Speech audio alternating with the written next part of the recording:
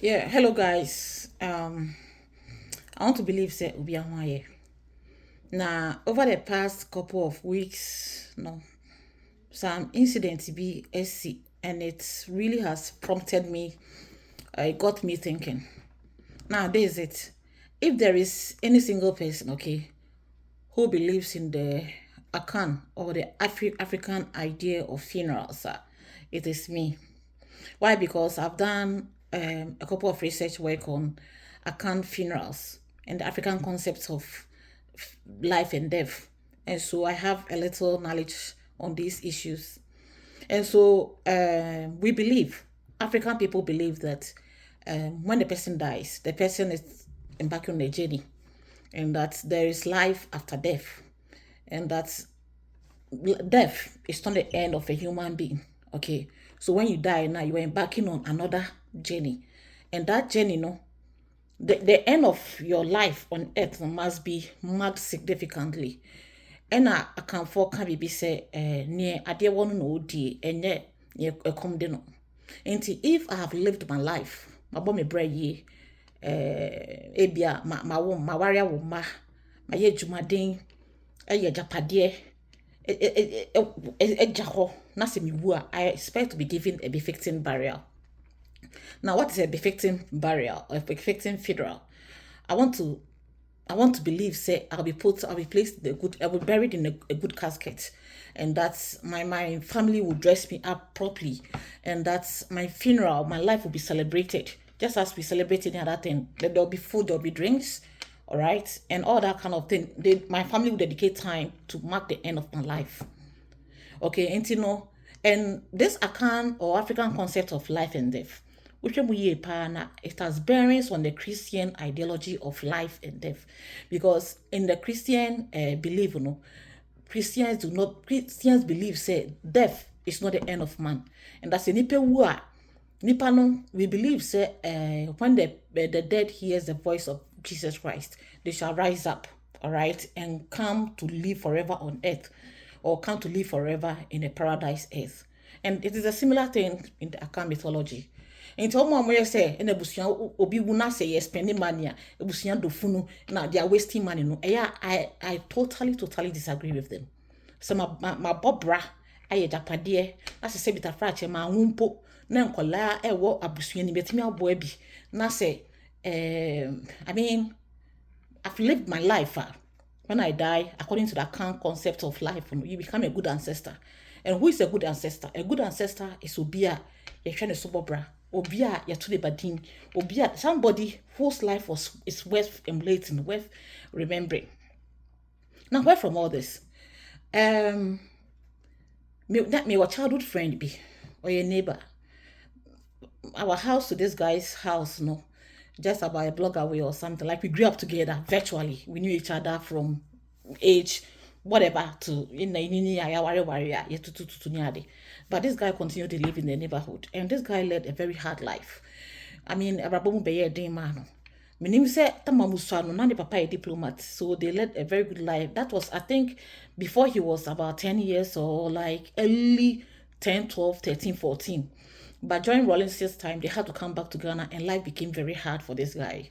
He grew up virtually nothing, with virtually nothing. He's a hustler, I mean, pure hustler. Almost all the time, he fell on alcoholism. But he said, I mean, an area guy, obi a area hold na na obi anymore. He only me minimum no. When your family obi anymore, also the family obi anymore. And life was very hard. He was barely surviving, barely had money for anything, barely whatever. And suddenly, this guy died about a couple of weeks back. Honestly, me say we no. Na he wasn't sick or die or I didn't know. I thought, wait dear, because the family knows so no, you didn't ask any but no, she can't share any fear. So I thought personally, sir, oh wait dear, I shall they will just keep him in the house for a day or two, and then maybe no more Johnny Pineapple, because this guy virtually had nothing, and the daddy is late, and the mom too. And if things are not too good for them, then that didn't happen. You bet yeah, the family went to keep his body in the morgue. I'm like, well, maybe they just want to honor him, They just want to do a little preparation and then give him a befitting burial at the end of the day. This guy was never married. He never had a child. He never did any work. I mean, life was hard. You understand? And the body was kept in the morgue for over a month.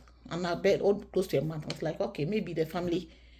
Then they did a funeral recently. Menkotia, this guy's body was transported. The family back home in his village says they needed a dead body. No, they had to put this guy, my friend, his body in an ambulance from Accra to Volta region. Because I'm trying to place it, say, I mean, what to make a family do this? When I heard he was dead, all right, said it became early one. I thought that very day or the next day they were going to bury him. We have a close by cemetery in the neighborhood where all the locals bury their dead. So I thought so. I mean, I just life was not good to him.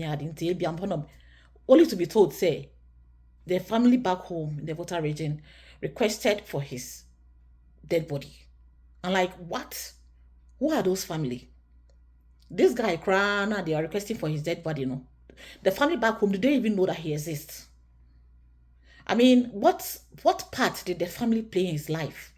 Because all I could see in this guy was somebody who has fallen on hard life, barely trying to survive. Trust me, if this guy had been ill, and then go